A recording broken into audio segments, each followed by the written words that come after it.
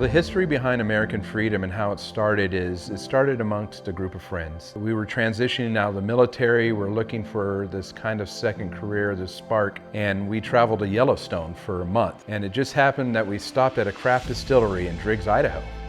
And we had craft vodka for the first time. And it was interesting because the wife, just told us everything about how to make vodka. And then the husband came out and he said, would you like to see the stills?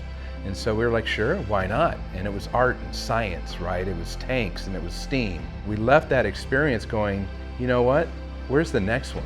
And we spent 3 weeks driving all the way back from Driggs, Idaho to Tampa, Florida, learning everything we could about craft distilling. So the history behind Horse Soldier is the history of the team as well. So Horse Soldier is a moniker of the original Green Beret teams into Afghanistan after 9/11. They went in behind the lines early in October of 2001. They linked up with the Mujahideen fighters, and of course they were hiding in the mountains, and they got around on horseback. So imagine here we are in the 21st century using 18th century techniques, and it became a very successful guerrilla campaign, so much so that they put a statue at Ground Zero called America's Response Monument, and that's what's on our label. The rest of our team, we were in Afghanistan as well, or we served in different conflicts, but Special Forces is a very, very small community. So the team really is founded on a family of families who serve together. What's unique is how we mold our bottles. Anchor Glass, who is headquarters here in Tampa, wanted to show us their factory.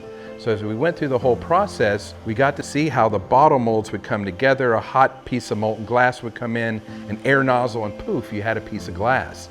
So we asked what kind of steel that was. Remembering back on the early days of Afghanistan, we actually buried pieces of World Trade Center steel all throughout the battlefield.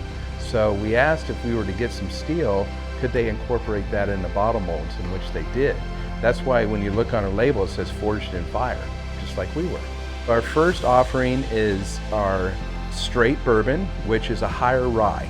Now, ryes are really good when you mix it in your mixed drinks. The second is a small batch. And small batches are interesting because it's just as it says. We typically use between 6 to 8 barrels as a small batch. And finally, my personal favorite is barrel strength.